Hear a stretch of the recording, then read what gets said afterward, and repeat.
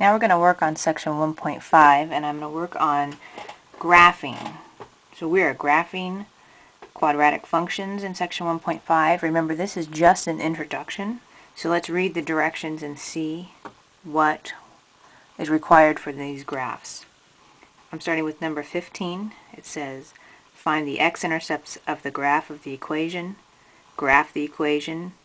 To find x-intercepts, you, remember, let y equal 0.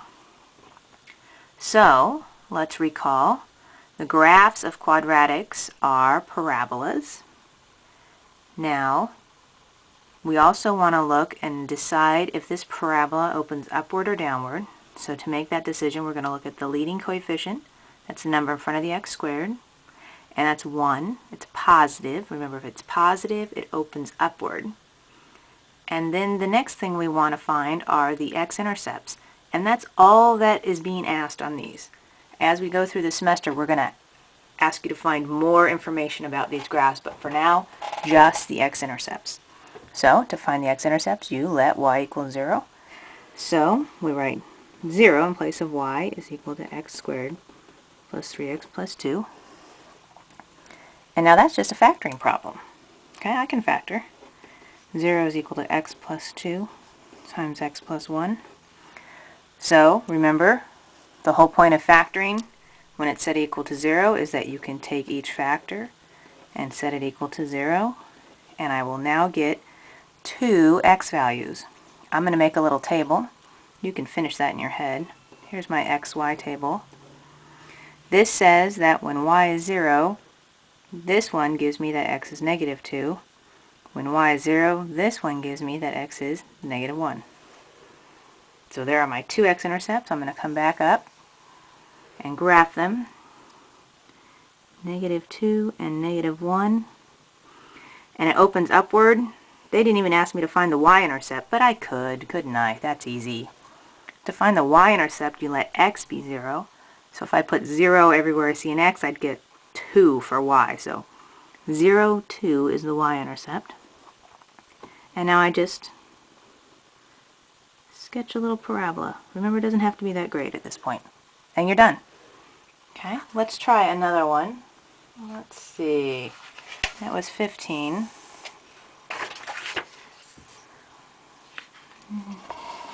Number 16. Again, you're going to do the same process. You may want to do this on scratch paper.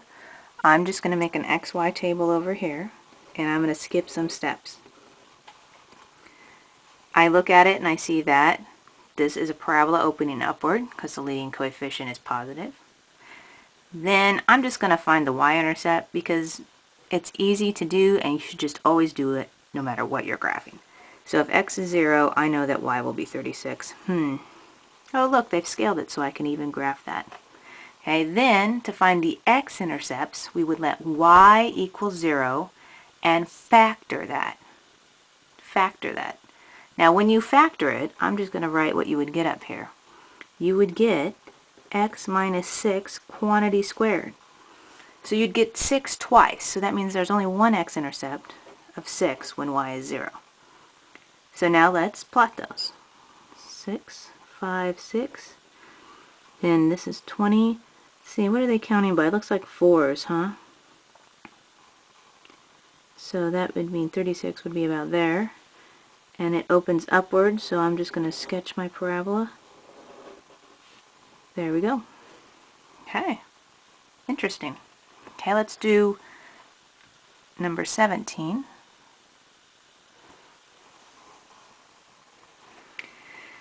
Now this time, I have negative x squared plus 2x plus 8, so I know this parabola opens downward. Okay, let me make my xy table on the side here. Let's go ahead and find the y-intercept. When x is 0, y will be 8. Okay, now, I don't know about you, but I don't like to factor things that have negative leading coefficients. It just is confusing. So what I'm going to do is, you have two choices. I'm going to get a piece of scratch paper and show you what I would do. So to put 0 in place of y, I would have 0 is equal to negative x squared plus 2x plus 8. Okay? And now what I'm going to do is you can either multiply through by negative 1, or the same idea is that I move everything over to the other side. It's just two ways of thinking about the same thing. Either way, you should get x squared minus 2x minus 8 equals 0, and then factor that. So you get x minus 4 times x plus 2 equals 0. That would give us two x values of 4 and negative 2. So let's go back here. My xy table. X is 4 when y is 0, x is negative 2 when y is 0. Now let's plot all those. Okay, the y-intercept of 0, 8 is here. X-intercept of 4, 0 is here, and negative 2, 0 is here. And I know this opens downward, so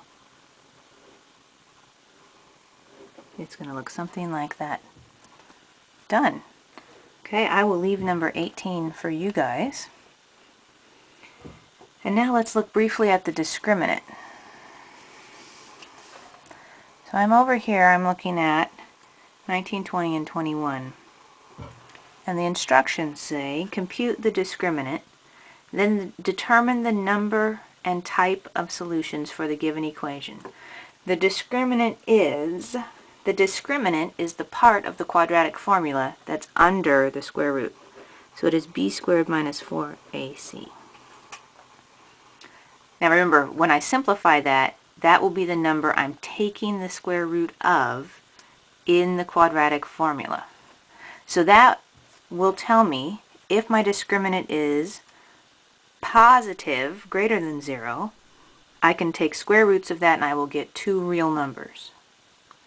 If that discriminant is equal to 0, the square root of 0 is just 0, and so the plus minus piece of the quadratic formula no longer is there, and so you only get one real answer. Okay? And if that discriminant is negative, I would be taking the square root of a negative number, and we know the square roots of negative numbers give us imaginary numbers, and so my answers would be complex. I would get two complex numbers. Okay, so greater than 0, you get two real numbers. Equal to 0, you get one real number. Less than 0, you get two complex numbers. And that's what we're asking you to do on 19, 20, and 21. Okay, so that's all for the graphing for the moment. We'll talk more in class about why we would care about finding the types of answers. And I'm going to have a separate video for this lovely word problem.